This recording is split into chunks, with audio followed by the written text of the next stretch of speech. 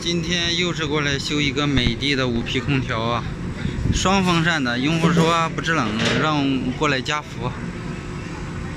现在空调已经打到制冷了，风机、压缩机、内机、外机都正常运转啊。压缩机声音也正常，但是摸这个管温不是太高啊。最奇怪一点啊，大家看看压力啊。压力10个多压，接近11个压了啊！这个制冷剂是 R22的，压力怎么能这么高呢？这回气压力太高了呀！一种情况就是原来可能谁加氟加多了，再有一种情况就是压缩机坏了，吸排气能力不行了啊，导致回气压力这么高。还有一种情况就是四通阀串气，但是用手摸了，这个是高压输出啊，高压管儿，这是四通阀入口，四通阀入口啊，这是上散热器，都是温的、热的。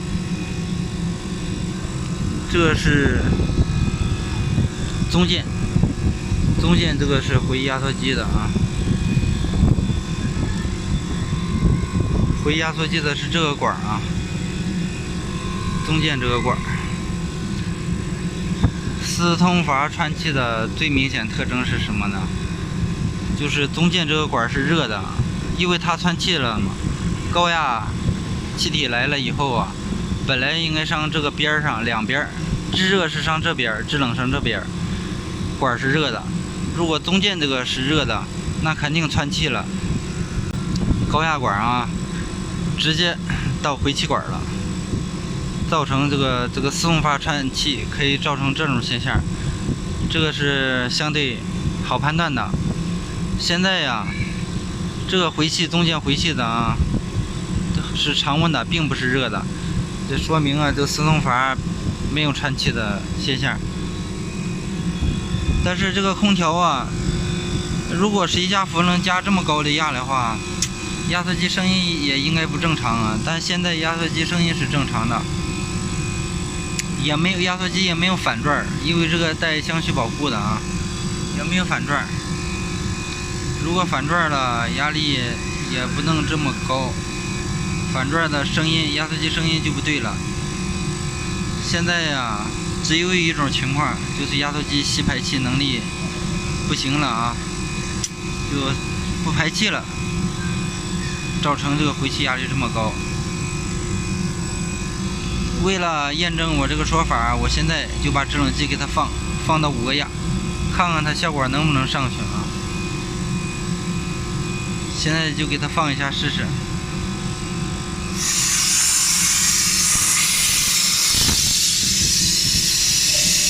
呲啊！越放压力越高啊！刚才10个压，现在11个压了。这么高的压力，我靠！压缩机给看样是废了。这个压缩机是380的，用的是鼓轮的压缩机。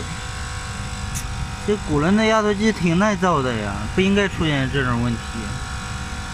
鼓轮的压机，这个空调年限也不是太长啊，也就5、6年左右。刚刚跟客户报完价了，鼓轮的压缩机报价1800呀，用户说考虑啊。压缩机一点也不吸了，排气呢，拿手都能放上。正常5匹的排气手根本不敢动的啊。